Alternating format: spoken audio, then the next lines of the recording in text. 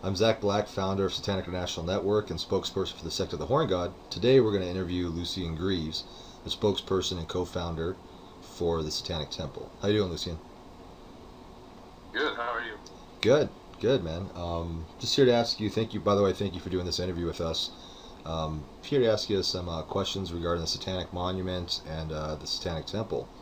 Can you give us a little history of the Satanic Temple, like when it was founded and what its purpose is?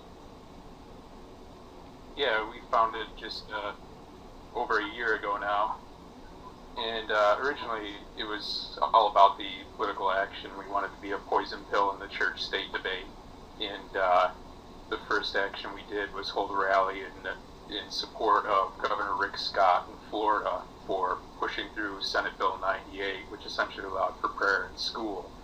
And the unintended consequence of that, we thought, was that this message of Satanism could be put into schools where children might otherwise never be exposed to it, because that was inspirational messages was what Senate Bill 98 allowed for.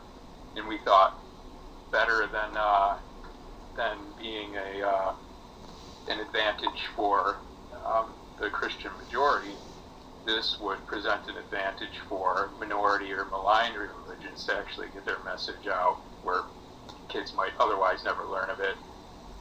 And so we went and we did a rally in support of Rick Scott at the Capitol steps of Florida, and that got a bit of press coverage, and in fact more I think than we had thought, and we hadn't incorporated yet. In fact, we just filed our LLC paperwork this year because it got closer to the end of the year, and we decided we didn't want to mess with 2013 taxes, but now we are. And it seems everything we've done has gotten more attention than we had anticipated, and everything's moved along much faster than we thought. Second, we did the Westboro Baptist thing, and that was more a result of our outrage after the Boston Marathon bombing. Some of us were in Boston at the time, and the Westboro Baptist Church said they would come over to picket the funerals of some of the bombing victims. In Boston, we went, me and some other people from the Satanic Temple went to meet with the Westboro Baptist Church where they would show up in Boston, but they didn't arrive. So then we started trying to formulate a way in which we could meet the Westboro Baptist Church in spirit, as they put it. They tweeted.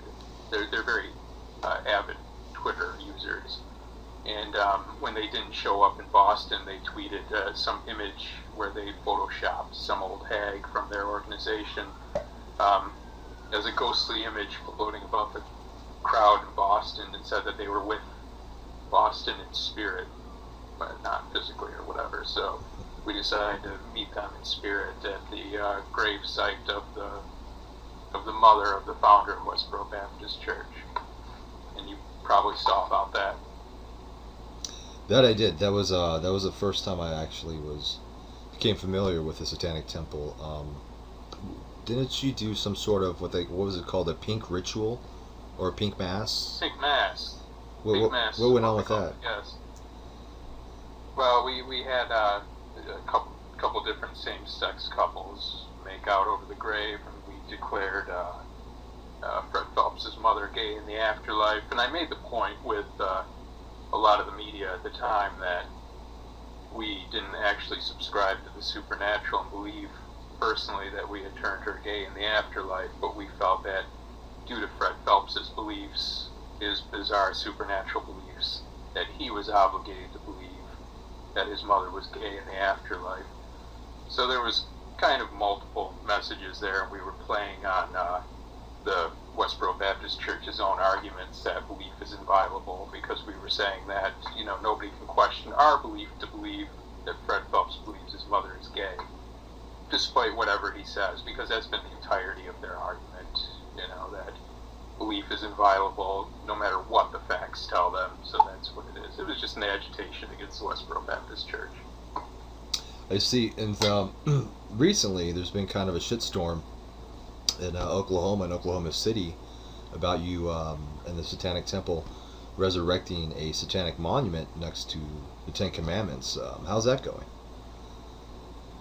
Yeah, that was an idea we had talked about kind of early on, and it wasn't about, necessarily about Oklahoma, but there's actually a lot of places that have this situation where, despite the separation of church and state, they have a religious monument on public grounds, and we feel that once you've opened the door, of course, the government can't discriminate. So we wanted to put that to the test, just like with Rick Scott and Senate Bill 98. The assumption seems to be that there's such a Christian uniformity that these are the only people that are going to benefit, that there's this kind of monolithic voice of the religious agenda, and everybody else just kind of shuts up and accepts their place as marginalized. And so we're trying to push the limits on that, and we felt this was definitely an issue we wanted to get involved in. And when we heard about the situation in Oklahoma, in Oklahoma, they put up this Ten Commandments monument, and the ACLU filed suit. And at the time, either the Capital Preservation Commission or some other government officials, I believe, said that, for one thing, they were making the argument that it was privately donated and that it was a historical monument rather than a religious monument. And plus, they envisioned the area at the Capitol to be something of a monument park. So it was the monument park idea that made us think, well, they've really opened the door now. There's, they can't claim space restrictions now. They've already dispelled all of that. And we thought, well, if we can make a historical argument for our monument, they can. We just followed the path, really, of how the Ten Commandments monument has been put up, and that's still what we're doing. And they were trying to make various arguments as to how ours doesn't fit the protocol. And obviously, they're just trying to find things that are unique about the Ten Commandments and saying that those make it okay to put the Ten Commandments there and nothing else. And they were saying at first that, well, ours has no historical relevance. I made the historical argument talking about the demonization of the other, how things become satanized in culture, and the evolution of this idea of Baphomet from the Knights Templar up to Eliphas Levi, and how this would be kind of in homage to these maligned out groups, and kind of a recognition of this history of ours that has helped codify our secular law. They were making the argument also that this historical document of the Ten Commandments was responsible for our legal setting. It's like our legal foundation in the United States. And of course, that doesn't hold up to scrutiny. Nowhere in the Constitution do you see any of the Ten Commandments. Nowhere would you see anywhere in codified U.S. law such archaic strictures like "Thou shalt have no gods before me," keep the Sabbath holy, that kind of thing. But I was making the argument that the witch hunts, these kinds of trial and error episodes have done more to develop secular law than these Ten Commandments ever could.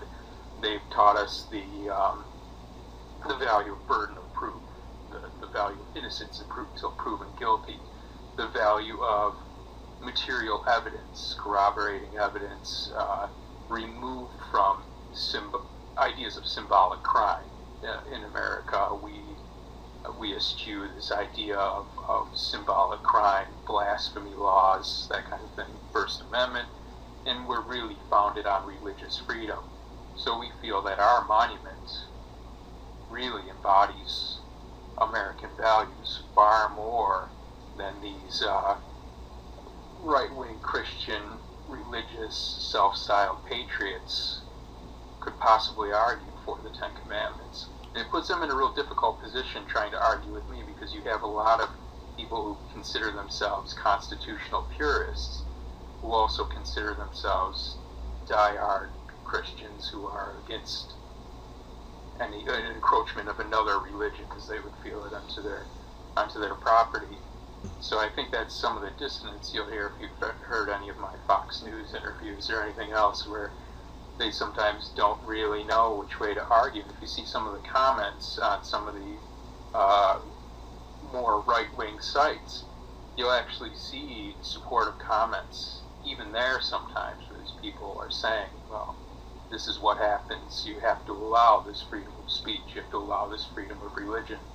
Of course, they're the minority on those kinds of sites, but the idea is so sound. It's so self-evidently constitutional, I think, that you have a lot of people who don't want to attempt to argue against it, even if their impulse is to do so.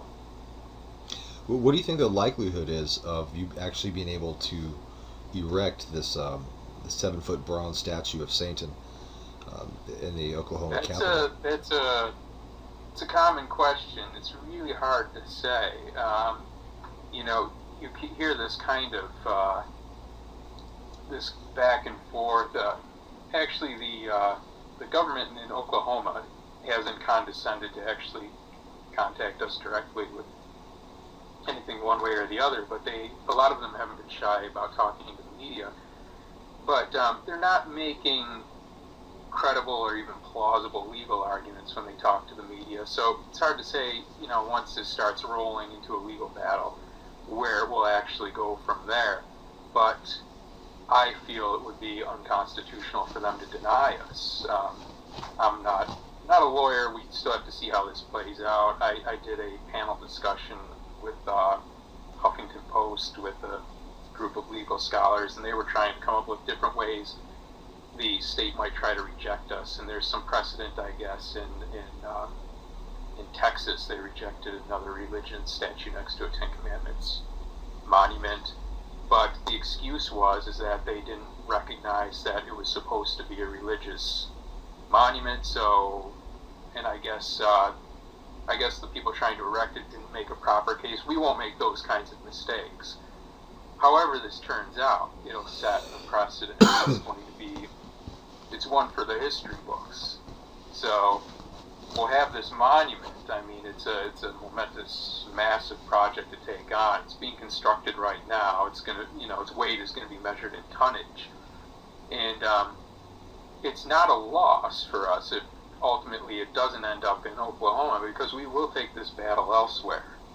And this surely, whatever way this plays out, I'm sure it's going to take years. And in Oklahoma, I feel like their only options are to let us put our monument up, or take the Ten Commandments down, and don't allow monuments up. But we'll see how it plays out.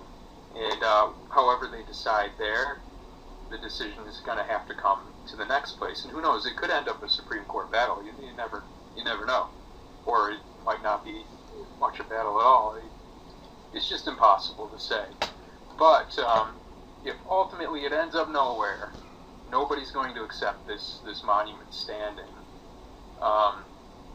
then we're dedicated to the idea of having it on display nonetheless on some private property that will accept it.